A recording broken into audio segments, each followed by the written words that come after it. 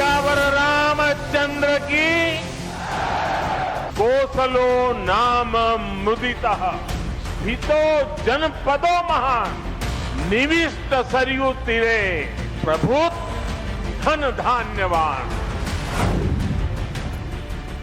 ये अयोध्या में जो राम मंदिर से उसको जोड़ के क्यों कह रहे हैं लोग? इनकी सरकार की नीतियां ऐसी हैं, आरएसएस की सोच ऐसी है। भगवान बुलाते हैं तभी दर्शन पाते हैं आप। Ma'am have you received the invite for Ram मंदिर कॉन्सेक्रेशन सेरेमनी मैम? 22 जनवरी की शाम पूरे हिंदुस्तान में जगमग जगमग होनी चाहिए। नमस्कार दर्शकों, मैं हूं नाविका कुमार और आप जुड़ रहे हैं मेरे साथ सवाल पब्लिक का शो के स्पेशल एडिशन पर। आप सभी दर्शकों को नए साल की ढेर सारी शुभकामनाएं। ईश्वर से कामना करती हूं नया साल देश के लिए, आप सब के लिए तरक्की के नए द्वार खोले। दर्शकों, ये नया साल बेहद खास है। 2024 आधुनिक भारतीय इतिहास का वो साल होगा जब इतिहास बदल जाएगा। ये इतिहास 500 साल बाद बदलने वाला है। इसलिए कुछ लोग इस साल को राम आगमन का वर्ष भी कह रहे हैं। इस भावुक क्षण का पूरा देश को इंतजार है जब भव्य राम मंदिर को प्रधानमंत्री मोदी देश को समर्पित करेंगे। प्रधानमंत्री ने इस मौके पर 22 जनवरी को दिवाली मनाने की अपील की है। देश के लोगों से ये अपील उन्होंने इसलिए की क्योंकि 500 साल बाद राम वापस अयोध्या लौट रहे हैं। अब एक तरफ इतना कुछ है, दूसरी तरफ हंगामा कोहराम मचा हुआ है। ऐसा लग रहा है कि राम मंदिर के उद्घाटन का ये अवसर कुछ राजनीतिक दलों की आंखों में चुभ रहा है।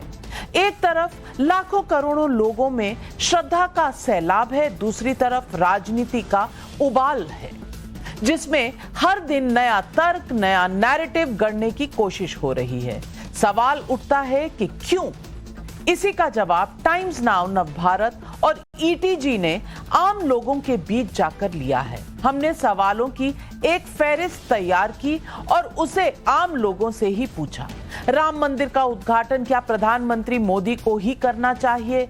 राम मंदिर के उद्घाटन के समय कांग्रेस ने न्याय यात्रा क्या जानबूझकर रखी है? राम मंदिर के बाद काशी मथुरा को लेकर जनता क्या सोचती है? ऐसे एक दो नहीं, कई सवाल हैं जिनके जवाब देश की आम जनता ने दिए हैं। लेकिन इस जवाब को आपके सामने रखें उससे पहले राम मंदिर पर हो रही तैयारी और राजनीति की कुछ चीजें जरूर आपको जाननी समझनी चाहिए। अयोध्या में तैयारी जोरों पर है। वहां महर्षि वाल्मीकि, श्री राम हवाई अड्डा और अयोध्या धाम रेलवे स्टेशन प्रधानमंत्री मोदी ने देश को समर्पित कर दिया है। और अब इस पूरे यज्ञ की जो 22 जनवरी को होने वाला है उसकी विधिवत शुरुआत 15 जनवरी से हो जाएगी। सरयू के पार 108 हवन कुंड में अग्नि प्रज्वलित की जाएगी और अनुष्ठान की शुरुआत हो जाएगी। सवाल इसी पूरे आयोजन को लेकर विपक्ष का भी है, सत्ता पक्ष का भी है। राम मंदिर क्या 2024 में सबसे बड़ा मुद्दा बन गया है? यही है आज सवाल पब्लिक।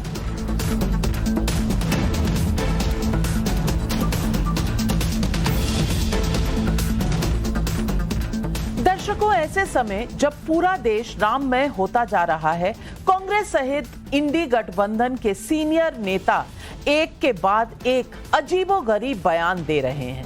कांग्रेस के पूर्व सांसद और सीनियर कांग्रेस नेता उदित राज ने राम मंदिर आयोजन को लेकर क्या कहा, उसे सुनिए। जिस तरह से मीडिया में प्रचार भी हो रहा है कि निषाद के परिवार गए, तो आपने देखा होगा कि जब भगवान राम का वनवास हुआ है तो सबरी मिलती हैं, निषाद मिलते हैं। उस समय के लोअर कास्ट थे। तो प्रधानमंत्री जी संवैधानिक पोस्ट पर है, राजा राम नहीं है कि एक निषाद के घर जा रहे हैं वो। हमने तो इसके लिए कहा ये अयोध्या में जो राम मंदिर से उसको जोड़ के क्यों कह रहे हैं लोग? इनकी सरकार की नीतियां ऐसी हैं, आरएसएस की सोच ऐसी है। नहीं के राम मंदिर और हिंदुत्व के मेगा शो को लेकर एक ही पार्टी चिढ़ी हुई दिखती है। आज पटना में आरजेडी विधायक फतेह बहादुर ने राबड़ी देवी के आवास के बाहर हिंदू देवी देवताओं पर आपत्तिजनक पोस्टर लगा दिए, मंदिर को मानसिक गुलामी का प्रतीक बता दिया। लेकिन फतेह बहादुर जैसे बयान बहादुर नेता तब चुप्पी लगा जाते हैं जब इनकी ही पार्टी का शीर्ष नेतृत्व दूसरे धर्मों के कार्यक्रमों में गर्व से शामिल होता है। मुझे इस पर कोई आपत्ति नहीं, आप किसी धर्म को भी फॉलो करिए, धर्म और आस्था निजी विषय है। लेकिन सवाल तब उठता है जब राम मंदिर को आयोजन इन नेताओं को गुलामी का प्रतीक दिखता है और बाकी मजहबों के ऐसे आयोजन पर चुप्पी दिखती है। ये डबल स्टैंडर्ड क्यों? लेकिन ये देश के अंदर की बात है। देश के बाहर भी इस राम मंदिर और नरेंद्र मोदी को लेकर उबाल है। क्या कहा जा रहा है उसके 3 पॉइंट्स मैं आपको बताना चाहती हूँ। सबसे एक, लंदन से छपने वाले अखबार द गार्डियन में जानी मानी कॉलमनिस्ट पीटरसन लिखती हैं, तीनों राज्यों के विधानसभा चुनाव में मिली जीत से मिले आत्मविश्वास, प्रधानमंत्री मोदी की लोकप्रियता और राम मंदिर के प्राण प्रतिष्ठा कार्यक्रम के चलते भाजपा का लगातार तीसरी बार सत्ता में आना तय है और इसे कोई नहीं रोक सकता। अब दूसरा पॉइंट, मॉर्निंग कंसल्ट के सर्वे में प्रधानमंत्री मोदी की लोकप्रियता 76% अप्रूवल रेटिंग पर है। इसी रेटिंग पर अमेरिकी राष्ट्रपति 8वें पायदान पर हैं, जबकि इटली की पीएम जॉर्जिया मेलोनी 6ठे नंबर पर हैं। नरेंद्र मोदी की अप्रूवल रेटिंग बढ़ी है। वहीं दूसरे नेताओं की जो रेटिंग है वो या तो स्थिर है या थोड़ी बहुत गिरी ही है।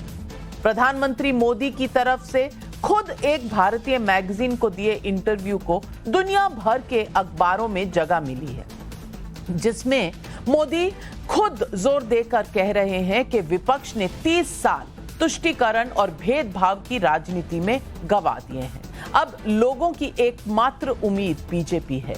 मोदी 3.0 तय है। अब एक तरफ मोदी का हौसला, आत्मविश्वास और उसके साथ राम मंदिर से उठने वाले आस्था की तरंग है। दूसरी तरफ 3 राज्यों में करारी हार के बाद हताश, निराश और आपस में सीटों के बंटवारे पर बटा हुआ विपक्ष का गठबंधन। ऐसे हालात में टाइम्स नाउ नवभारत और ईटीजी ने करीब 17,000 के सैंपल साइज के साथ सवालों की लिस्ट आम लोगों के सामने रखी। वो लिस्ट अब आपके सामने रखूं उससे पहले आज के पैनल पर अपने मेहमानों से आपका परिचय करवा। और आज हमारे साथ जुड़ रहे हैं बीजेपी के राष्ट्रीय प्रवक्ता और वरिष्ठ प्रवक्ता गौरव भाटिया जी, हर्षवर्धन त्रिपाठी वरिष्ठ पत्रकार हमारे साथ हैं, महंत राजू दास जी महंत हनुमानगढ़ी अयोध्या से हमारे साथ जुड़ रहे हैं। आज हमारे साथ कांग्रेस के नेता सुभ्रांश राय भी हैं, मनोज यादव जी समाजवादी पार्टी के प्रवक्ता और सीनियर लीडर हैं, आशुतोष जी वरिष्ठ पत्रकार हमारे साथ जुड़ रहे हैं। और इससे पहले कि हम कुछ भी डिबेट करें, मैं पहले 3 सवाल अब स्क्रीन पर डालना चाहती हूं। सबसे पहला सवाल जो हमने लोगों से पूछा, मोदी सरकार में राम मंदिर उद्घाटन के मौके को कैसे देखते हैं आप? सांस्कृतिक कार्यक्रम 22% लोग, राजनीतिक कार्यक्रम 21% लोग, धार्मिक कार्यक्रम 45% लोग, कह नहीं सकते 12% लोग। यानी कि सबसे ज्यादा लोग इसे एक धार्मिक कार्यक्रम मानते हैं, 45% लोग। दूसरा सवाल जो हमने लोगों से पूछा, राम मंदिर उद्घाटन का निमंत्रण पाने वाले नेताओं की लिस्ट राजनीतिक आधार पर तैयार हुई है क्या?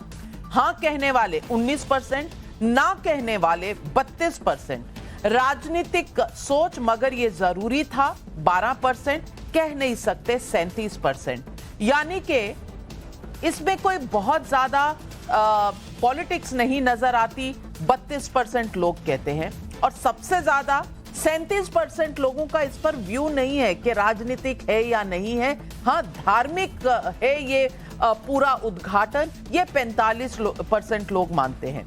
तीसरा सवाल जो हमने लोगों से पूछा, राम मंदिर उद्घाटन के समय राहुल गांधी की भारत न्याय यात्रा का प्लान राम के मुद्दे से बचाने का बहाना है और बचने का बहाना है। हाँ कहते हैं 45% लोग कि ये राम के मुद्दे से बचने का बहाना है। नहीं कहते हैं 29% लोग, कह नहीं सकते 26% लोग।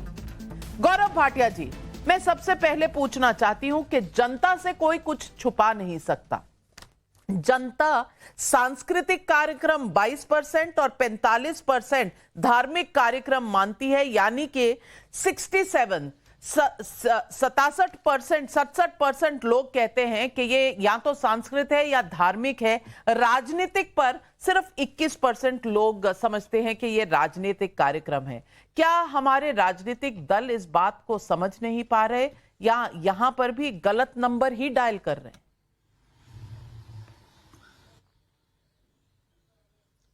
नाविका जी, सर्वप्रथम तो आपको, सभी पैनलिस्ट को और सारे दर्शकों को नववर्ष की बहुत बहुत शुभकामनाएं।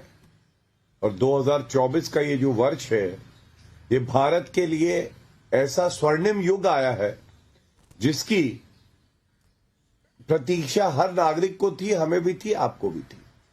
देखिए, हमें ये समझना होगा, भव्य राम मंदिर अयोध्या में आ रहा है, इसके कई मायने हैं। सबसे पहले जो हमारी सांस्कृतिक विरासत है, जिसे दबाने का, नष्ट करने का प्रयास मुगलों से लेके और कांग्रेसी सरकारों ने भी किया है, अब वो समय आ गया है कि जो स्वर्णिम युग में हिंदू धर्म की ताकत है, हमारी संस्कृति की ताकत है, वो उजागर हो रही है। ये एक ऐतिहासिक पल है और ऐतिहासिक पल में चाहे कोई कितना ही रोए या नजरबट्टू बने या कुछ अपशब्द कहे, उसके महत्व में कमी नहीं आएगी। आपके सर्वे की अगर बात करें तो आप देखिए, सांस्कृतिक और धार्मिक मिला दें तो 67% भारतीय मानते हैं कि ये सांस्कृतिक है, ये धार्मिक है। और भारत की आत्मा और भारत के रोम रोम में ही प्रभु श्री राम है। इसका मतलब 2/3 जो हमारे नागरिक हैं वो इसको ऐतिहासिक मानते हैं और हर क्षण इंतजार कर रहे हैं। हम भी इससे सहमत है। मैं समझता हूं इससे ज्यादा ही वर्ग होगा जो ये मानेगा कि ये कार्यक्रम बहुत ही महत्वपूर्ण है और हम लोग विश्व गुरु बनने की तरफ अग्रसर हैं। नरेंद्र मोदी जी वो नेता है जो आगे बढ़ा रहे हैं भारत को। दूसरी बात, राजनीतिक तौर पे निमंत्रण नहीं दिए गए, ये बहुत बड़ी बात है। सबसे बड़ा अंश जो आपके व्यूअर्स का है या जिनसे सर्वे किया है, उनका ये मानना है कि सोनिया गांधी जी को भी बुलाया है। ये वो कांग्रेस पार्टी की नेत्री हैं जिन्होंने कहा भगवान राम काल्पनिक है। कपिल सिब्बल ने सुप्रीम कोर्ट में कहा कि अभी सुनवाई ना हो, 2019 के चुनाव के बाद हो। ये वो कांग्रेस पार्टी है जिसके राहुल गांधी कहते हैं लड़के लड़कियां छेड़ने मंदिर में जाते हैं।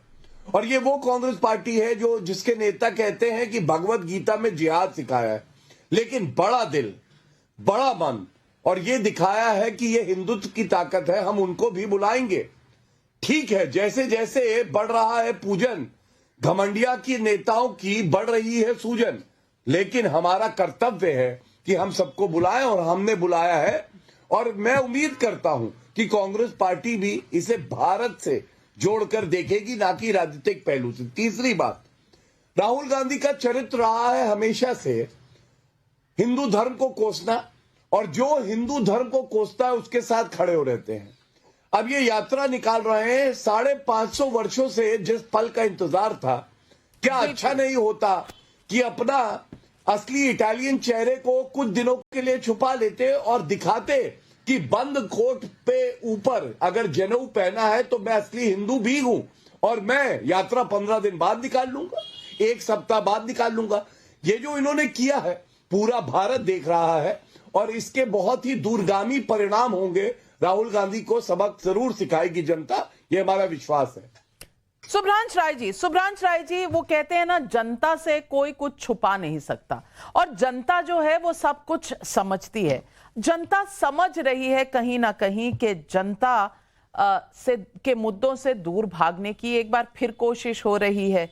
चाहे वो 45% लोग हों जो मानते हैं कि ये धार्मिक कार्यक्रम है, 22% लोग हैं जो मानते हैं कि ये सांस्कृतिक कार्यक्रम है, लेकिन आप हैं, आपकी पार्टी है कि इसे राजनीतिक कार्यक्रम बताने पर तुली हुई है और दूसरी तरफ न्याय यात्रा का जो समय है कहीं ना कहीं राम से बचने की कोशिश है, क्योंकि राम से शायद कोई चिढ़ है, ऐसा जनता का मानना है। सुभ्रांश राय जी।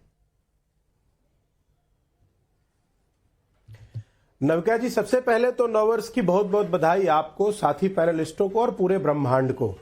चाहे वो अंग्रेजी कैलेंडर का नया वर्ष हो या कैलेंडर बदलने का नया वर्ष हो, लेकिन जैसा भी हो, नए साल की बहुत बहुत बधाई और बहुत शुभकामनाएं। एक दूसरा, अभी मैं गौरव भाटिया जी को सुन रहा था, उन्होंने एक शब्द यूज किया, स्वर्णिम युग आ गया है। बिल्कुल आप सत्य कह रहे हैं, स्वर्णिम युग आ गया है, क्योंकि पहली बार ऐसा हो रहा है कि हम तमाम सनातनी, तमाम हिंदुस्तानी, तमाम भारतवंशी या वो तमाम लोग जिनकी आस्था राम में, महादेव में, कृष्ण में है, वो सब अपनी आंखों से इंतजार कर रहे हैं उस पल का। पहली बार ऐसा हो रहा है कि 1 तारीख को नए साल की खुशी कम और 22 तारीख को होने वाले प्राण प्रतिष्ठा की खुशी ज्यादा महसूस हो रही है। ये कड़वा सत्य है। लेकिन इसके साथ साथ 2 बड़ी और बातें हैं नविका जी, जिसमें जिम्मेदारियों का भास होना जरूरी है। क्या स्वर्णिम युग यही है कि देश में हम राम राज्य की बात करते हैं और बेरोजगारी में युवा सबसे चरम पे है, जिधर देखिए सिर्फ उधर बेरोजगार ही बेरोजगार है? या स्वर्णिम युग ये है कि महिलाओं पे अत्याचार हो रहा है, बेटियों का बलात्कार हो रहा है, बलात्कारियों का संबंध भारतीय जनता पार्टी की युवा पीढ़ी के साथ है? कोई इनका युवा प्रत्याशी है, कोई इनका युवा पदाधिकारी है, कोई इनका युवा नेता है, सबका संबंध और सबकी पहुंच प्रधानमंत्री से लेकर जेपी नड्डा जी से लेकर स्मृति ईरानी जी से लेकर तमाम कैबिनेट मंत्री तक है। ये वही लोग हैं ना जो मालवीय की बगिया में, हमारे भारत रत्न पंडित मालवीय की बगिया बीएचयू के अंदर इन्होंने बलात्कार किया, नग्नता किया, इन्होंने नारी सम्मान को तार तार किया और भारतीय जनता पार्टी चुप रही। इनके तमाम वो लोग सब जो ऊपर बैठे सब के सब चुप रहे। क्या ये राम राज्य है? इसी राम राज्य की कल्पना थी और इसी के लिए भारतीय जनता पार्टी अपने मुंह पे फेविकॉल सटा के चुप्पी साध लेगी। ना कोई चर्चा, ना कोई परिचर्चा। तो मैं आपको बताने की कोशिश कर रहा हूं कि जनता बिल्कुल जानती है जी, जिस देश में शक्ति स्वरूपा नारी का अपमान होता है उस देश में राजा की गद्दी सुरक्षित नहीं होती है। आप न्याय 22 तारीख न्याय यात्रा पर नहीं बोलना चाहते, पर आपने अहम मुद्दा उठाया है। मैं चाहूंगी गौरव भाटिया जी इसका जवाब जरूर दें। Madam please. नहीं, आपने मुद्दा उठाया है, आपने मुद्दा उठाया है तो जवाब तो लेंगे ना। नो मैम प्लीज, अभी नहीं, अभी रुकिए। अच्छा, अभी रुकिए, बाद में जवाब लूंगा, पहले मेरा पूरा सवाल होने दीजिए प्लीज। 5 मिनट सुना हूं गौरव चालीसा, अब आप सुनिए प्लीज। चलिए प्लीज रिक्वेस्ट। अब रही दूसरी इंपॉर्टेंट बात, बिल्कुल 22 तारीख का दिन वो ऐतिहासिक होगा ब्रह्मांड के लिए। उस दिन रामलला विराजमान होंगे, लेकिन हमें एक बार जरूर सोचना होगा कि रामचरितमानस हो या रामायण हो या सनातन हो या हिंदुत्व हो या संस्कृति हो, इस सब में एक नियम बनाया गया है। प्राण प्रतिष्ठा करने का, यज्ञ करने का किसके पास अधिकार है और कौन होगा, इसके एक नियम बनाए गए हैं। तो धर्म का कोई भी काम अगर नियम के विरुद्ध जाकर कोई भी सर्वशीष पे बैठा हुआ व्यक्ति करता है, और हो सकता है आज डर के मारे आप चुप हो, मैं चुप हो या बहुत सारे लोग चुप रहे, लेकिन याद रखिएगा कि अगर धर्म का अपमान कहीं पे भी हुआ है और जिस किसी ने भी किया है, इतिहास के पन्नों को उठाकर देखिए, रिजल्ट बहुत बुरा हुआ है मैडम, परिणाम बहुत दुर्गामी होते हैं। तो चलिए आपने ये सवाल उठाया और ये सवाल हमें पता था, ये सवाल राजनीतिक दल जो विपक्ष में हैं उनके लिए बहुत बड़ा सवाल है और ये सवाल भी हमने जनता से पूछा और जनता क्या जवाब देती है अब उसको सुनने का भी धैर्य रखिएगा। सवाल नंबर 4 जो हमने जनता से पूछा, राम मंदिर उद्घाटन को स्टेट स्पॉन्सर्ड इवेंट बताने की कोशिशों को कैसे देखते हैं? तुष्टीकरण की राजनीति 37% लोग, हिंदू आस्था का अपमान 33% लोग, यानी दोनों मिला दीजिए तो 70% लोग मानते हैं कि या तो तुष्टीकरण है या हिंदू आस्था का अपमान है। संविधान का मान रखना 11%, कह नहीं सकते 19%। 70% लोग मानते हैं कि या तो तुष्टीकरण है या हिंदू धर्म का अपमान हो रहा है। सवाल नंबर 5, सुभ्रांश राय जी जरूर सुनिएगा और मनोज यादव जी आप भी जरूर सुनिएगा क्योंकि ये आपके दिल का सवाल है। राम मंदिर का उद्घाटन प्रधानमंत्री मोदी के हाथों से होने पर सवाल उठाए जाने पर आपकी राय, यह हमने जनता से पूछा। मोदी ही उद्घाटन करें, 41% जनता मानती है कि मोदी ही इसका उद्घाटन करे। मोदी उद्घाटन ना करें, सिर्फ 16% लोग। धर्म गुरुओं से उद्घाटन कराते 29%, कह नहीं सकते 14%। यानी सबसे ज्यादा लोगों ने मोदी का उद्घाटन करने का हक माना है और ये 41% जनता ने माना है। अब इस पर क्या कहेंगे मनोज यादव जी, जवाब दीजिए, क्योंकि जहां कहीं किसी भी विपक्षी दल से पूछा जाता है, सुब्रांश राय जी आऊंगी, लेकिन पहले मनोज जी से, लोग कह रहे हैं कि मोदी जी का करना बिल्कुल सही है, 41% जनता। जवाब दीजिए। नविका जी, सबसे पहले मैं आपको नववर्ष की बधाई दूंगा, आपके पैनल में बैठे लोगों को, आपके चैनल के सारे कर्मचारियों को और देशवासियों को। और एक दो कौड़िया गठबंधन है जिसका नाम एनडीए है, उसको भी नववर्ष की बहुत बहुत बधाई। क्योंकि जिस तरीके से डिबेट में शब्दों का इस्तेमाल किया बीजेपी के प्रवक्ता ने, वैसे पढ़े लिखे हैं, वकील हैं, सुप्रीम कोर्ट जाते आते रहते हैं, तो मेरे ख्याल से सही शब्दों का इस्तेमाल करेंगे तो मैं रिप्लाई भी सही करूंगा। अगर गड़बड़ हुआ तो दो कौड़िया गठबंधन 3-4 बार भी रिपीट कर सकता हूं, इसकी कोई गारंटी नहीं है कि ना बोलूं दोबारा। हाँ, आपने बिल्कुल सही कहा, मोदी जी को ही करना चाहिए, क्योंकि मेरे ख्याल से जो चंपत राय जी का वर्डिक्ट है, क्योंकि आज तक किसी शंकराचार्य को, किसी धर्म गुरु को कोई भगवान का अवतार नहीं कहा गया, ना भगवान विष्णु का, ना भगवान शिव का, ना भगवान ब्रह्मा जी का, किसी का नहीं।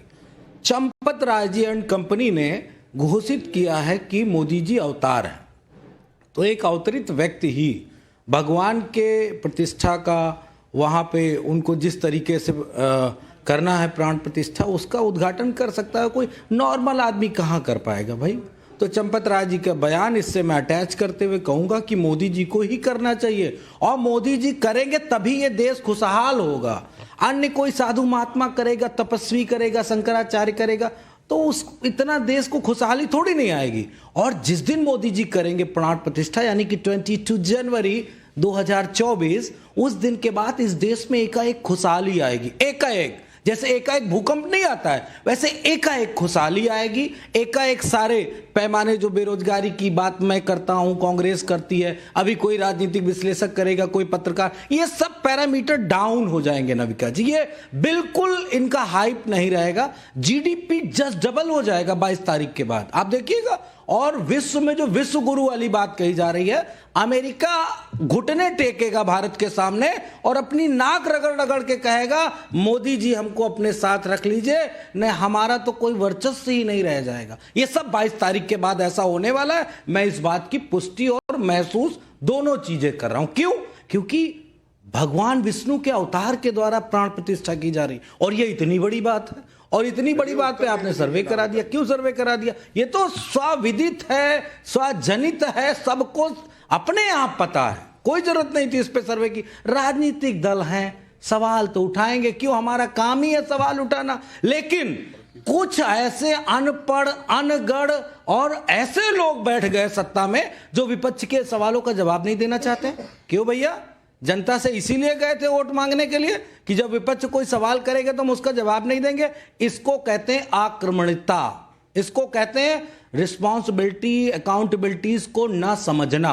तो ये भी स्पष्ट है, जैसे मैंने सारे तथ्य कहे, बिल्कुल नविका जी स्पष्ट है कि मौजूदा सरकार जो सत्ता में है वो आक्रमण सरकार है, उसके पास कोई कर्म नहीं है, वो ईश्वर को सामने रख के राजनीति करना चाहती। जैसे होता ना, कीचड़ में कोई व्यक्ति गिर जाए तो ये सोचते हैं ये पूरी तरीके से बस 10 सेकंड, 10 सेकंड पूरे कीचड़ में गिरे हुए हैं, अब भगवान राम को ऐसे चेहरे पे लगाएंगे, लेकिन पूरा शरीर फिर भी कीचड़ वाला ही दिखेगा 2024 में, और जनता को दिखेगा। ये मैं आपके चैनल पे प्रॉमिस के साथ कह रहा हूं। सिर्फ चेहरा ढक पाओगे भगवान राम का प्राण प्रतिष्ठा करके, पूरा शरीर नहीं। चलिए जी नविका जी, इतना मधुर, अगर 1 जनवरी को आप बोल रहे हैं तो पता नहीं पूरा साल कितना मधुर बोलेंगे, लेकिन आपने इतनी मधुरता से जो कहा उसका जवाब ले लेते हैं गौरव भाटिया जी, और फिर मैं महंत राजू दास जी के पास जाना चाहूंगी। गौरव भाटिया जी। नाविका जी, जब प्रभु राम की बात हो रही है तो सकारात्मक बात होनी चाहिए, और केवल तथ्यों पे बताऊंगा। और याद आ गई मुझे एक पंक्ति, वो पंक्ति है, न मैं गिरा न मेरी उम्मीदों के मीनार गिरे, मुझे गिराने में कुछ लोग 100 बार गिरे। तो हम सब जानते हैं फटीचर पार्टी कौन सी है, किस पार्टी की साइकिल का टायर फटा हुआ है। और ये मैं नहीं कहता भाई, मैं क्यों उनको अपशब्द कहूंगा, लेकिन मैं ये जरूर बताऊंगा, अभी जब 5 प्रदेशों के चुनाव हुए तो मध्य प्रदेश में भी लड़ने गई थी टूटी फूटी साइकिल, नोटा से कम वोट आए। ये साइकिल जो टूटी है ये गरज रही थी 2022 में 300 सीटें पार हो रही थी कह रहे थे, लेकिन योगी आदित्यनाथ जी पुनः मुख्यमंत्री बने। और 2019 क्योंकि 24 पास आ गया है, 2019 में ये मायावती के साथ बुआ और बबुआ साथ साथ बैठे थे और हाशरे ये हुआ 5 ही सीटें आई, इस वक्त 3 सीटें हैं लोकसभा में। तो फटीचर कौन हुआ, फटी साइकिल टायर वाली कौन सी है, हम सब जान गए। लेकिन आज बड़ी बात क्या है, बड़ी बात यह है, स्वामी प्रसाद मौर्य जी ने अभी थोड़े दिन पहले ही कहा है दोबारा, पहले रामचरितमानस का अपमान किया, अब उन्होंने कहा हिंदू धर्म धोखा है। क्या बबुआ अखिलेश यादव में इतनी हिम्मत है जब आप उनका कान पकड़ के ये बोले कि ये गलत बोल रहे हो, या किसी और धर्म के बारे में ये कहने की हिम्मत होगी नाविका जी? बल्कि जब उन्होंने रामचरितमानस का अपमान किया, उनको जनरल सेक्रेटरी बना के प्रमोशन दे दिया था। ये है नमाजवादी पार्टी। और एक बात पे और बता दूं, फटीचर वो होता है जो सरकारी बंगला छोड़ता है और 200 रुपए की सरकारी टोटी चुरा लेता है। अब कांग्रेस पे आते हैं। कांग्रेस के उदित राज का आज का बयान है नाविका जी, उन्होंने कहा कि भव्य राम मंदिर बन रहा है, इसका मतलब मनुवादी मानसिकता वापस आ रही है। तो मैं पूछना चाहता हूं, राहुल गांधी, सोनिया गांधी, खड़गे जी इस बात पे क्यों चुप हैं? कृपया करके ये बताइए। अच्छा नाविका जी, याद आया, सोनिया गांधी, राहुल गांधी ने कभी 1 रुपया चंदा दिया है क्या भव्य राम मंदिर के लिए? बल्कि वो तो हिंदुओं को आतंकवादी बता रहे थे। इसलिए नाविका जी, बाबर की सिसकियां सुन पा रहा हूं, एक कमरे में बैठे हुए 2 लड़के, यूपी के लड़के, राहुल गांधी और अखिलेश यादव, सिसकियां ले रहे, बाबर की तरह रो रहे। और परेशानी यह है कि आंसू दिखाऊं कैसे, और आंसू रुक भी नहीं रहे हैं कि भव्य राम मंदिर बन रहा है। और ये ताकत है प्रभु राम की जो सोच है, जिसको भारतीय जनता पार्टी और नरेंद्र मोदी जी ने आगे बढ़ाया है, उसको जो रोकने का प्रयास करेगा वो चकनाचूर हो जाएगा, जैसे भारतीय राजनीति में ये लोग हुए। इतनी खटास क्यों है? और ये सवाल मैं महंत राजू दास जी से पूछना चाहती हूँ। महंत जी, इतना बड़ा अवसर है, 550 साल, मैं आऊंगी, मनोज जी आऊंगी आपके पास, सबके पास, हम सब यही है, कहीं नहीं जा रहे, और 22 तारीख तक तो रोज मिलते रहेंगे, हर वक्त मिलते रहेंगे। लेकिन महंत राजू दास जी, ये धर्म गुरुओं से नहीं करवा रहे, प्रधानमंत्री मोदी क्यों कर रहे हैं? कोई मनुस्मृति को याद कर रहा है, कोई न्याय यात्रा निकाल रहा है, कोई कह रहा है कि 22 के बाद जो है वो बाकी देश के सारे सवाल खत्म हो जाएंगे, बस राम मंदिर रह जाएगा। ये व्यंग और ये पीड़ा क्यों उठ रही है?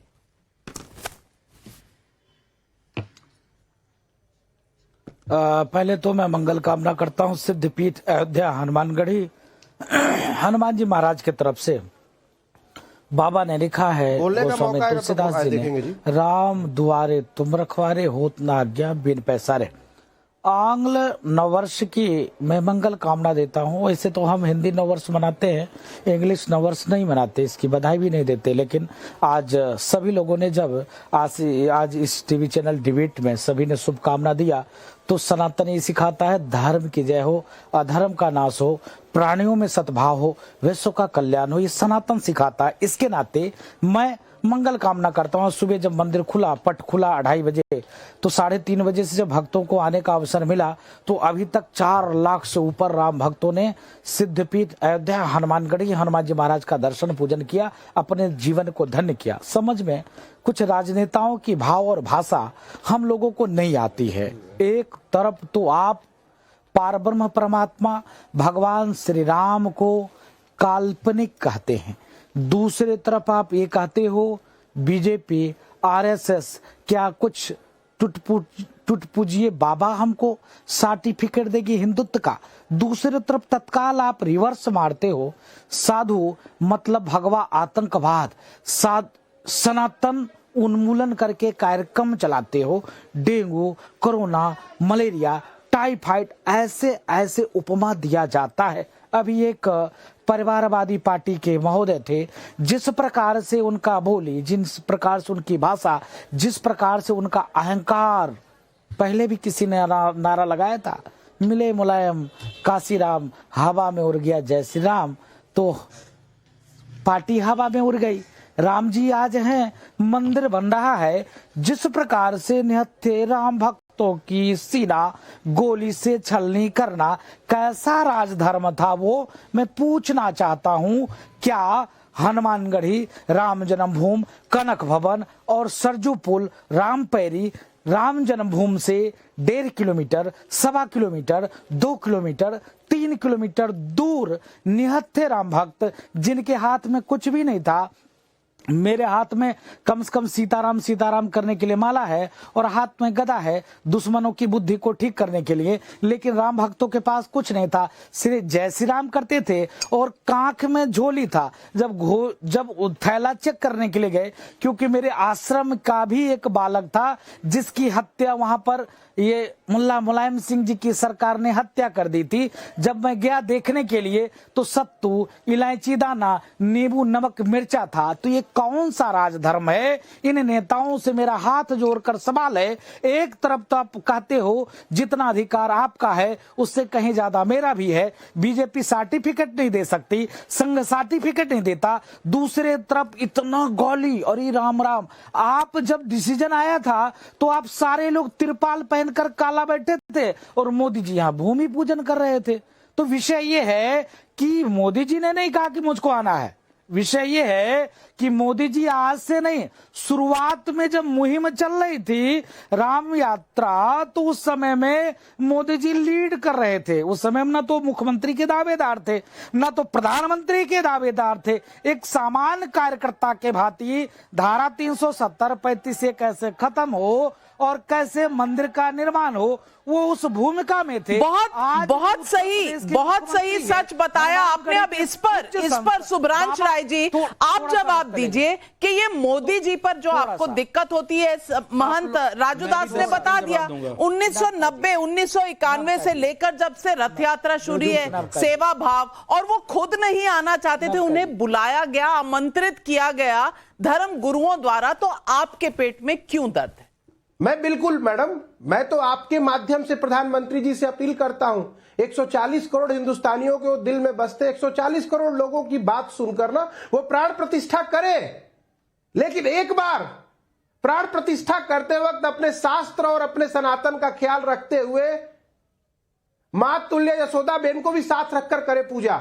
एक सनातनी को सुभ्रांश राय जी, मैं बिल्कुल ये आपत्तिजनक टिप्पणी का ये फोरम नहीं है, इस पर मैं आपको बिल्कुल बोलने नहीं दूंगी। मनोज यादव जी, आपने जवाब देना था, जो महंत राजूदास ने सवाल उठाए उसका जवाब दीजिए। सुभ्रांश राय, आप इतनी बेतुकी बातें करते हैं, मैं आपका फेडर डाउन करूंगी, आपको बोलने का वक्त नहीं दूंगी, और जिस तरह की आप बातें करते हैं उनके लिए यहाँ पर कोई जगह नहीं है। आप बिल्कुल, आप चाहें बैठे, ना चाहें ना बैठे, पर इतने कटु शब्द यहां नहीं चलेंगे। Fader down. मनोज यादव जी जवाब दीजिए। ये खोखले हैं अंदर से, दीमक हैं ये। देखिए, ये बात एक कही गई बीजेपी के प्रवक्ता और राजूदास जी के द्वारा, ये बात कही गई कि भगवा आतंकवाद कांग्रेस ने बताया। बताने वाला कौन था? आरके सिंह, गृह सचिव, कहाँ है? किस पार्टी से सांसद है? किस पार्टी में सरकार में मंत्री है? कौन प्रधानमंत्री है उस आरके सिंह का? मालूम है ना? उसी की तो बाइट, मुझे तो आज भी वो पिक्चर याद है जिस दिन उसने बयान दिया था, भगवा आतंकवाद की बात कही थी, गृह सचिव था, भूल गए सब, इतनी कम दिमाग है, और एक्सेप्ट भी कर लिया। हमें बता रहे थे ना ज्ञान, इसीलिए मैंने 2 कौड़िया नाम दिया। घमंडिया आप बोलते हो ना, तो मैंने 2 कौड़िया नाम दिया। दूसरी सबसे महत्वपूर्ण बात कह के फिर अपनी बात को विराम में करता हूं। भगवान राम को अभी गाली दी है संजय निषाद ने, क्या है विचार? कोई अभी विरोध कर पाया, उसको हटा पाए? नहीं हटा पाए। भगवान बजरंगबली के महंत, जो महंत हैं वहीं से आते हैं, हनुमानगढ़ी से, वो तो दलित हैं, योगी आदित्यनाथ ने कहा था। माता सीता टेस्ट ट्यूब बेबी हैं, वो एक हैं दिनेश शर्मा, राज्यसभा मेंबर हैं, पूर्व उप मुख्यमंत्री हैं। कितनी गालियां दोगे भगवान को? अब तो मंदिर बन गया, मंगल गान गाओ। मंगल गान की जगह ये विपक्ष को कोस रहे, इसका गौरव भाटिया जी जल्दी से अगले 5 सवाल भी लेने हैं। गौरव भाटिया जी जवाब दे दीजिए। अपने अच्छे समय में किसी को कुछ नहीं बोलते हैं। गौरव भाटिया जी जवाब। मैं उत्तर दे देता हूँ। किसी को कोसा नहीं जाता।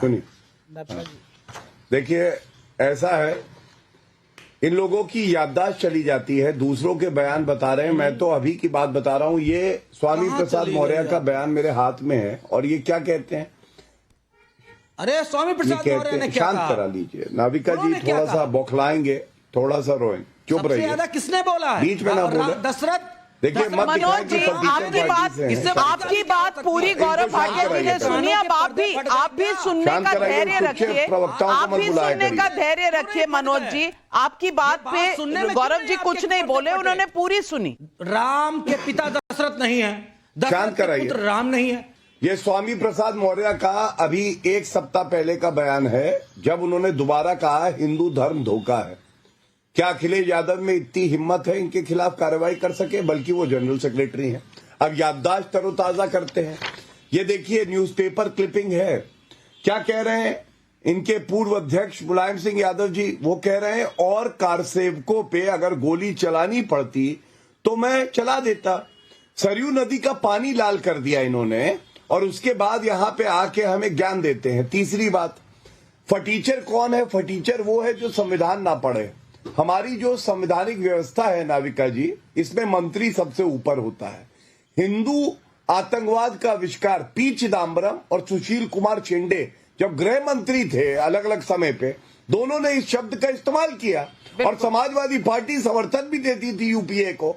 तो मैं पूछना चाहूंगा, ऊपर मंत्री है गृह का, या गृह का सचिव?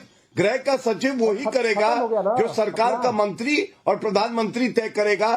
शर्म की बात यह है कि घमंडिया के साथ यहाँ पे पंचर साइकिल भी खड़ी है, और इनकी राजनीतिक हैसियत नोटा से कम करनी है। यही संकल्प लेके जनता तैयार है। वो सबक सिखाएगी इनको। ये डिबेट सेटल हो चुकी है, लेकिन दिक्कत ये है कि जिस तरह की हम भाषा इस्तेमाल करते हैं, और 22 जनवरी प्राण प्रतिष्ठा को लेकर जिस तरह के विचार सामने आ रहे हैं, मुझे लगता है कि ये जो सर्वे में कहा गया है कि कहीं ना कहीं हिंदू आस्था को और किसी न किसी तरीके से तुष्टीकरण को ही बढ़ावा दे रहा है। अब सवाल नंबर 6 आपके स्क्रीन पर आ रहा है। सवाल नंबर 6, राम मंदिर का उद्घाटन क्या 2024 में बीजेपी को बड़ा एडवांटेज देगा? हाँ कहते हैं 51% लोग। 51% लोग कहते हैं हाँ, नहीं नुकसान होगा 21% लोग कहते हैं, कोई फर्क नहीं पड़ेगा 5%, विपक्ष के रवैये से तय होगा 23%। तो अगर विपक्ष का जो रवैया दिख रहा है उसको आप 51% के साथ मिला लें तो 73%। 7वां सवाल जो हमने जनता से पूछा, राम मंदिर के उद्घाटन के बाद क्या बाबरी का मुद्दा हमेशा के लिए खत्म होगा? हाँ कहते हैं 31% लोग, नहीं कहते हैं 22%, कह नहीं सकते 47%। यानी कि बाबरी मस्जिद का पूरा इशू खत्म हो जाएगा, ये बहुत से लोगों को इस वक्त कम से कम भरोसा नहीं है। 8वां सवाल जो हमने लोगों से पूछा, राम मंदिर और आर्टिकल 370 के खात्मे के बाद अब पीओके पर कड़ा स्टैंड ले मोदी सरकार, ये सवाल पूछा। यही समय है, सही समय है कहती है 48% जनता। अभी जल्दबाजी होगी 16%, कह नहीं सकते 36%, लेकिन यही समय है, सही समय है 48% जनता समझती है कि पीओके वाले मुद्दे को भी एड्रेस करने का समय आ गया है। 9वां सवाल जाने से पहले मैं लेना चाहती हूं आशुतोष जी आपसे सबसे पहले एक रिएक्शन कि ये जो जनता का मूड है, कहीं ना कहीं तुष्टीकरण, कहीं ना कहीं सांस्कृतिक और धार्मिक जैसी चीजों को भी राजनीतिक बता देना, और प्रधानमंत्री जाना चाहिए उन्हें प्राण प्रतिष्ठा पे नहीं, ये सारे सवालों को सेटल करता है। आप क्या समझते हैं? नाविका जी, सबसे पहले तो तमाम पैनलिस्टों और तमाम जो दर्शक देख रहे हैं उनको 9 वर्ष की बेहद शुभकामनाएं। ईमानदारी से अगर मैं कहूं तो मुझे आज आपके इस डिबेट में काफी निराशा हुई। निराशा इसलिए हुई क्योंकि मैं जिस स्तर की उम्मीद कर रहा था, वो जिन शब्दों का इस्तेमाल सत्ता पक्ष और विपक्ष का एक दूसरे के प्रति हो रहा, कम से कम जब भगवान राम और राम मंदिर के बारे में बातचीत कर रहे थे तो उम्मीद थी कम से कम एक दूसरे को बेहतर शब्दों से और बेहतर तरीके से चीज की जाए, लेकिन बहुत निराशाजनक शब्दों का इस्तेमाल हुआ है। और वाकई समर्थन करती हूँ, बिल्कुल समर्थन करती हूँ। मुझे भी लगता है कि इस तरह के शब्द नहीं इस्तेमाल होने चाहिए। आपने 2-3 दिन पहले, याद होगा, आपने एक राम मंदिर के मसले पर इतनी बढ़िया डिबेट की थी, और पक्ष की तरफ से भी और विपक्ष की तरफ से भी दोनों ने अपने तर्कों को रखा और लगा कि हाँ, एक स्तरीय डिबेट, एक स्तरीय विमर्श इस देश के अंदर होता है। खैर उसको मैं छोड़ देता हूं। देखिए, राम मंदिर का एक सवाल एक ऐसा सवाल है जिसका इस्तेमाल भारतीय जनता पार्टी भी करना चाहेगी और विपक्ष भी उसका इस्तेमाल अपने तरीके से करना चाहेगी। जहां बीजेपी की पूरी कोशिश ये है कि वो विपक्ष को वो धर्म विरुद्ध माने या उनको गैर हिंदू या हिंदू विरोधी साबित करने की कोशिश करे, वहीं विपक्ष की तरफ से कोशिश होगी कि वो ये बताए कि कैसे भारतीय जनता पार्टी वो राम मंदिर का इस्तेमाल चुनावी नतीजों के लिए करना चाहती है। अभी क्या इस मुद्दे पर चुनाव लड़ा जाएगा, ये अपने आप में बड़ा सवाल। मुझे नहीं लगता कि हिंदुस्तान के अंदर राम मंदिर के मसले पर कोई चुनाव लड़के चुनाव जीतने का दावा कर सकता है या कोई चुनाव जीत सकता है। हिंदुस्तान की जनता के सामने उसके अपने बड़े मुद्दे हैं। और ये बात मैं इसलिए कह रहा हूं क्योंकि 1992 में जब बाबरी मस्जिद डिमोलिश हुई थी, उसके बाद जब 4 राज्य बर्खास्त किए गए थे, उन 4 में से 3 राज्यों में भारतीय जनता पार्टी हारी थी। और खुद अयोध्या के अंदर जो चुनाव हुआ था, वहां भी भारतीय जनता पार्टी के कैंडिडेट की हार हुई थी। तो सिर्फ राम मंदिर के उद्घाटन के आधार पर अगर कोई पार्टी ये सोचती है कि वो सत्ता में आ जाएगी, या विपक्ष अगर ये सोचता है कि इसके बल पे वो सत्ता पक्ष को सत्ताच्युत कर पाएगा, तो वो दोनों बिल्कुल अलग अलग बातें हैं। बहुत बुनियादी सा सवाल है। वो बुनियादी सा सवाल ये है कि आज की तारीख में जो महंगाई का सवाल है, जो बेरोजगारी का सवाल है, जो जनता के बीच में मुद्दों को मजबूती से उठाने का सवाल है, मुझे लगता है चुनाव उसी के ऊपर होगा। कोई भी इस मुगालते में ना रहे कि राजनीतिक इस्तेमाल हो रहा है राम मंदिर का, या धार्मिक इस्तेमाल हो रहा है, या कोई और इस्तेमाल हो रहा है। जनता इतनी समझदार है। लोग करोड़ों की संख्या में राम मंदिर के दर्शन करने जाएंगे, इसमें कोई डर है। मेरे परिवार के लोग जाएंगे दर्शन करने के लिए, वो तो अयोध्या के पास में रहने वाले हैं। लेकिन क्या इस आधार पे वो वोट दे देंगे किसी एक पार्टी विशेष को? मुझे इसे पूरी तरीके से संदेह, मुझे ऐसा बिल्कुल नहीं लगता। आप जाएंगे?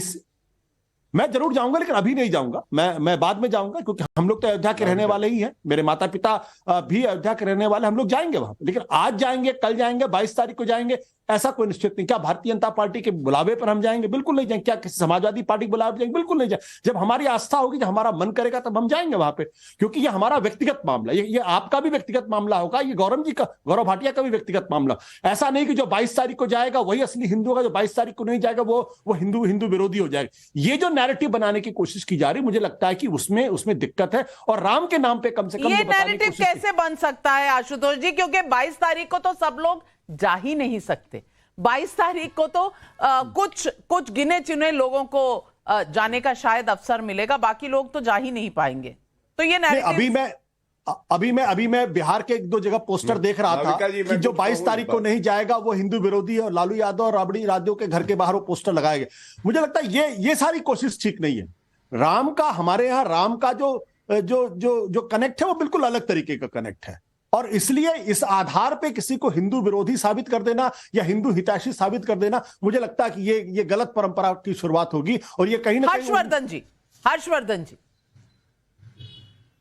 नविका जी, बड़ा अच्छा है कि आशुतोष जी ने आज कहा कि वो राम मंदिर का दर्शन करने जाएंगे। लेकिन आज क्यों दर्शन करने जाने की बात आशुतोष जी कह पा रहे हैं या हम सारे लोग कह रहे हैं, उसका मतलब आप समझे। पहले अगर राष्ट्रीय स्वयंसेवक संघ ने यह आंदोलन नहीं किया होता, और उस वक्त निकालना चाहिए कि कौन कौन लोग थे जो राष्ट्रीय स्वयंसेवक संघ को सांप्रदायिक कहते थे, कोई अगर राम मंदिर से जुड़ गया तो उस हिंदू को सांप्रदायिक कहा गया, हिंदू अगर उस कार सेवा में शामिल हो गया तो सांप्रदायिक कहा गया। अब आज तो सर्वोच्च न्यायालय का निर्णय आ गया है, और ये जिस तरह से प्राण प्रतिष्ठा हो रही तो लोग कह रहे हैं कि अरे मंदिर जल्दी जल्दी बनवा दे रहे हैं राजनीतिक लाभ लेने के लिए, और कुछ लोग कह रहे हैं कि नहीं 22 तारीख को न्योता नहीं मिला तो उसका राजनीतिक लाभ लिया जा रहा है। मुझे लगता है राजनीतिक लाभ तो भारतीय जनता पार्टी को मिलेगा नविका जी, और मिलना ही चाहिए। मिलेगा की बजाय मैं अपनी निजी राय कहूं तो मिलना ही चाहिए। अभी राष्ट्रीय स्वयंसेवक संघ के एक बड़े अधिकारी के साथ मेरी बात हो रही थी, तो उन्होंने एक बात कही, ऐसे ही चर्चा हो रही तो उन्होंने कहा कि देखिए, हम लोगों का एक लक्ष्य सबसे पहला है, किसी राजनीतिक दल, किसी व्यक्ति, किसी संगठन, किसी नेता को हम ये नहीं कहेंगे कि आपने ये गलत कर दिया था, आपकी ये गलती थी, आपके जो भी पुराने कर्म, कुकर्म, सत्कर्म जो भी रहे हों, जिसके रहे हों वो उससे चिन्हित होगा, उसकी वजह से राम आपके नहीं। उन्होंने कहा राम सबके हैं, कोई हमारी ठेकेदारी नहीं है, किसी राजनीतिक दल की ठेकेदारी नहीं है। इसीलिए विश्व हिंदू परिषद, राष्ट्रीय स्वयंसेवक संघ का विश्व हिंदू परिषद, जिसको सांप्रदायिक घोषित किया जाता था, वो देश के हर हिंदू परिवार में उसका निमंत्रण पहुंचा रहा है राम जन्मभूमि तीर्थ क्षेत्र न्यास की तरफ से। वो कह रहे हैं राम सबके हैं, राम मंदिर निर्माण में बड़ी बाधा आई, हमारे कार सेवकों ने जान गंवा दी। भारतीय जनता पार्टी को राजनीतिक तौर पर 4 राज्यों की सरकार उनकी बर्खास्त कर दी गई। कहा गया कि ये ऐसा कृत्य हो गया है संवैधानिक की लोकतांत्रिक तौर पर चुनी गई सरकारों। और आजकल मैं सुनता हूं कि हमारे 16 लाख प्रतिनिधि का क्या होगा, 8 लाख प्रतिनिधि क्या होगा जो चुन के जिन्होंने सांसद भेजा है। नविका जी, 4 राज्यों की सरकार बर्खास्त कर दी गई। इससे अलोकतांत्रिक, असंवैधानिक कृत्य भारतीय इतिहास में कभी हुआ नहीं, लेकिन ये हुआ। तो ये काम सब बताएंगे, और उसके बाद जनता जब वोट करने जाएगी तो जाहिर है उसके मन में एक छवि होगी, उसके मन में वो सीखचो वाले रामलला का जो गया है, मैं तो गया हूं, हालांकि कई बार गया क्योंकि जाता था, और जो राजू दास जी हैं इनके हनुमानगढ़ी जाके दर्शन करके लौट आता था। एक बार गया, जब निर्णय आ गया तो सीखचो में भी राम को एक बार देखने गया, वरना बाहर से प्रणाम कर लेता था। आप यकीन मानिए, इस तरह से किसी बहुत खतरनाक अपराधी को नहीं रखा जाता जैसे हमारे देश में फ्रॉड सेकुलर राजनीति ने राम को रखा। और नविका जी, इसको देश का हिंदू नहीं भूल सकता है। बिल्कुल। और ये जो सेक्युलर कम्युनल का जो डिवाइड बनाया गया इसी मुद्दे पर कि जो राम को याद करे वो कम्युनल है, जो राम को ना याद करे और भूला रहे वो शायद सेक्युलर है। ये कहीं ना कहीं 10 सेकंड के लिए मैं आ रही हूं आपके पास। 2 और सवाल। राम मंदिर के निर्माण के बाद काशी मथुरा पर आपकी राय क्या? सिर्फ कोर्ट फैसला कर सकता है 31% लोग, काशी मथुरा पर आंदोलन जरूरी है 21% लोग, इस पर राजनीति की जरूरत नहीं 13% लोग, कह नहीं सकते 35% लोग। तो यानी कि लोगों का अभी माइंड मेकअप नहीं है। राम मंदिर का निर्माण देश के नजरिए से कितना अहम? धार्मिक पर्यटन से रोजगार बढ़ेगा 42% लोग, सांस्कृतिक कूटनीति का नया चैप्टर 35% लोग, यानी कि 77% लोग मानते हैं कि इसमें कहीं ना कहीं देश की भलाई है। रामायण सर्किट से इंफ्रास्ट्रक्चर डेवलपमेंट होगा 7%, अभी उत्साह बाद में ठंडा पड़ेगा 16%। 77% लोग मानते हैं कि कहीं ना कहीं देश के लिए ये अच्छा है। सुभ्रांश राय जी, मैं आपसे फिर पूछूंगी, न्याय यात्रा उसी वक्त हो रही है, 30 सेकंड में बताइए कि क्या राहुल गांधी अयोध्या जाएंगे? आपको पता होगा अभी तक डिटेल नहीं आए हैं, लेकिन क्या अयोध्या जाएंगे या कहीं राम से परहेज है? नविका जी, देखिए, मैं बिल्कुल आपको बताऊंगा, लेकिन शायद मुझे लगता है कि धर्म की जब चर्चा होती है ना, तो धर्म में आस्था को जरूर रखना चाहिए। बीच में कामा बिंदु दिए बिना बात को पूरे किए हुए ना किसी की बात नहीं काटनी चाहिए, बातों का मतलब बदल जाता है। तो आपसे भी रिक्वेस्ट है, जहां तक अभी कुछ नेताओं के द्वारा बात हो रही थी कि राम को किस किस ने काल्पनिक नहीं कहा है, राम को भारतीय जनता पार्टी की सरकार ने राम सेतु को काल्पनिक कहा है, क्या उसके ऊपर देश में चर्चा हुई? यही जितेंद्र सिंह मंत्री थे जिनका बयान है। अरे भैया गौरव भाटिया जवाब दीजिए। गौरव भाटिया जी जवाब दीजिए, समय कम है, रोकूंगी। जवाब दीजिए गौरव भाटिया जी। तमाम सर्वे के सवाल जो हमने पूछे और उनका रिजल्ट स्क्रीन पर है, लेकिन फिर भी ये सवाल अगर उठाया जाए तो फिर गौरव भाटिया जी आप जवाब। सन्यासी का खून खौला नहीं खौला, तो बात एक समझिए, न्याय यात्रा हो। देखिए नाविका जी, सबसे पहले तो मैं खेद व्यक्त करता हूं, मैं आपत्ति दर्ज करता हूं कि प्रधानमंत्री जी के लिए जिस तरह से बोला गया यहाँ पे और वीडियो दिखा के, वो कतई उचित नहीं है। क्योंकि हमारे जो संत हैं, साधु हैं, उनसे ज्यादा हिंदू धर्म का क्या विधि विधान होगा प्राण प्रतिष्ठा का, कम से कम ये कांग्रेस पार्टी तो नहीं जानती है, जो अपने आप को मुस्लिम पार्टी बताती है। इसलिए उन पे छोड़ देना चाहिए, उनके विवेक पे, कि कौन प्राण प्रतिष्ठा करेगा और कैसे होगी। लेकिन ये बात जरूर कहूंगा, आशुतोष जी की बात सुन रहा था कि प्रधानमंत्री जी ने तो स्वयं कहा है कि 22 तारीख को अयोध्या मत आइए, बल्कि आप पूरे देश में जहां भी हो अपने घर पे ही राम जी का दिया जलाइए और उसके बाद आप दर्शन करने जाइए। और ये भी बात सत्य है, किसी को नीचा दिखाना, किसी और धर्म के अनुयायियों की भावनाओं को आहत करना हमारा मकसद नहीं है। लेकिन सत्य ये भी है, भाजपा ही वो इकलौती पार्टी है जिसने 4 प्रदेशों की सरकार न्यौछावर कर दी थी भव्य राम मंदिर के लिए, और वो सपना पूरा हो रहा है। ये सत्य है कि भाजपा इकलौती पार्टी है जिसने अपने मैनिफेस्टो में लिखा था कि हम लोग कार्यरत रहेंगे, भव्य राम मंदिर बना के दिखाएंगे। और ये भी सत्य है, यू टर्न की पॉलिटिक्स पीवी नरसिम्हा राव और ये भी सत्य है कि भाजपा से सबने पूछा मंदिर वहीं बनाएंगे, तारीख नहीं बताएंगे, लेकिन जब तारीख बताई जाती है तो कहते हैं नहीं, भाजपा को इसके लिए क्रेडिट नहीं लेना चाहिए, कोर्ट का फैसला है, भाजपा को इससे फायदा क्यों होगा जब तारीख है। अरे भाई, एक ही पार्टी ने इतना आंदोलन चलाया और आज उसको एक स्थिति पर लेकर आए कि देश भर के करोड़ों हिंदू जाकर वहां अपनी आस्था से राम को वहां पर देखेंगे प्राण प्रतिष्ठा होते हुए, रामलला अपने घर पहुंचेंगे, उनका मंदिर बन रहा है। लेकिन भाजपा को इसका कोई फायदा नहीं होगा। क्या ये सोचना भी सही है या फिर चुनाव कुछ और ही बताएगा? हम नहीं जानते, क्योंकि सारे सवालों के जवाब सिर्फ पब्लिक के पास है। इसीलिए हम ये सवाल छोड़ते हैं, सवाल पब्लिक का। आज सर्वे को आपने देखा, इसमें जो लोगों की राय थी आपने देखी, आपने तमाम विपक्षी दलों के लोगों की बात भी सुनी। आप क्या सोचते हैं जरूर लिखकर भेजिएगा। सवाल पब्लिक का शो पर आज बस इतना ही, लेती हूं आपसे इजाजत। नमस्कार।